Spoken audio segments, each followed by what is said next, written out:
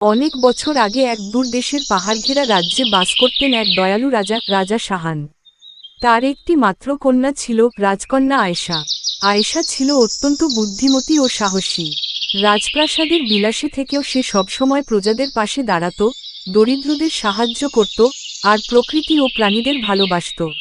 এই রাজ্যে একটি কিংবদন্তি প্রচলিত ছিল, লাল জাদুর পাথর নামে এক অলৌকিক পাথরের কথা, যেটি যার হাতে থাকে সে পৃথিবীর সব সুখ শান্তি পেতে পারে।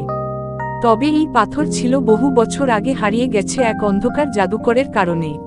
একদিন রাজ্যের এক বুড়ো দরবেশ প্রাসাদে এসে জানালেন, রাজা শাহান, স্বপ্নে বার্তা পেয়েছি, জাদুর লাল পাথর আবার ফিরে আসবে, তবে একমাত্র আপনার কন্যার মাধ্যমে। রাজা চমকে উঠে বললেন, আমার আয়েশা, সে তো ছোট, কোমল হৃদয়ের মেয়ে, কঠিন যাত্রা কিভাবে পেরোবে?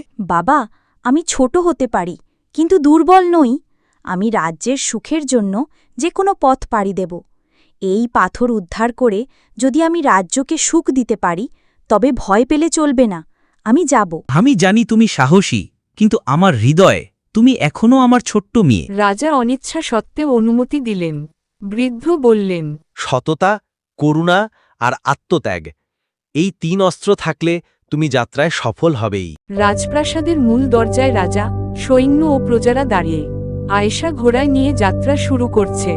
এমন সময় রাজা বললেন, আয়েশা, প্রতিটি মুহূর্তে আমার দোয়া তোমার সাথে, ফিরে এসো আলোর মতো। আমি ফিরে আসব, শুধু আপনার কন্যা হয়ে নয়, প্রজাদের জন্য এক আশীর্বাদ হয়ে। রাজকন্যা আয়েশা দীর্ঘজীবী হন, তিনি আমাদের রক্ষা করবেন।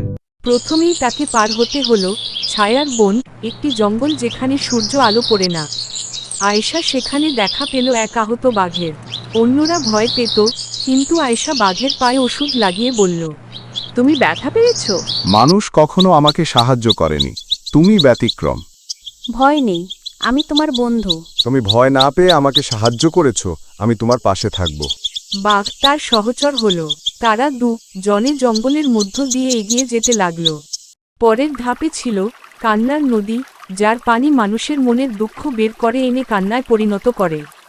আয়েশা নদীর ধারে গিয়ে দেখে অনেকেই এখানে এসে থেমে গেছে, কেউ পার হতে পারেনি।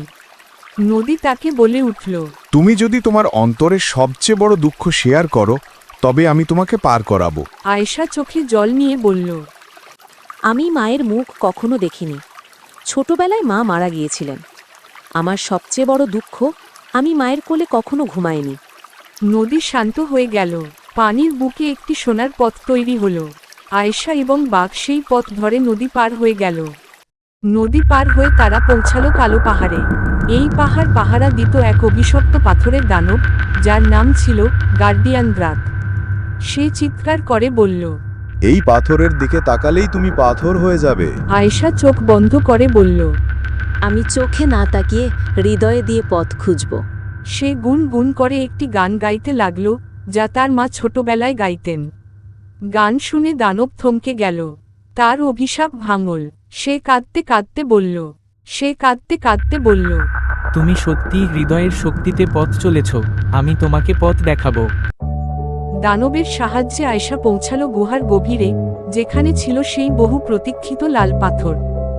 লাল পাথরের সামনে লেখা ছিল, যার হৃদয় লোভমুক্ত, প্রেমভরা কেবল সেই এই পাথর ছুঁতে পারবে। আয়েশা ধীরে ধীরে পাথরের দিকে হাত বাড়াল। কিছুক্ষণ পর পাথরটি আলোকিত হয়ে উঠল। এক ধ্বনি শোনা গেল, তুমি সফল হয়েছ আয়েশা, এখন এই পাথরের শক্তি তোমার রাজ্যকে আলো দেবে। রাজ্যে ফিরে রাজা আয়েশাকে দেখে আনন্দে কেঁদে ফেললেন। রাজা বলল, তুমি ফিরে এসেছ, আমার হৃদয়ের দীপ্তি, আমার আয়েশা। বাবা, আমি শুধু একটি দায়িত্ব পালন করেছি। পাথর নয়, মানুষই আমাদের আসল শক্তি। রাজকন্যা আমাদের শিক্ষা দিলেন, ভালোবাসাই সবচেয়ে বড় জাদু। এইভাবেই রাজকন্যা আয়েশা প্রমাণ করল, আসল রাজকীয়তা হয় হৃদয়, সাহস, ভালোবাসা আর ত্যাগেই জাদু লুকিয়ে থাকে।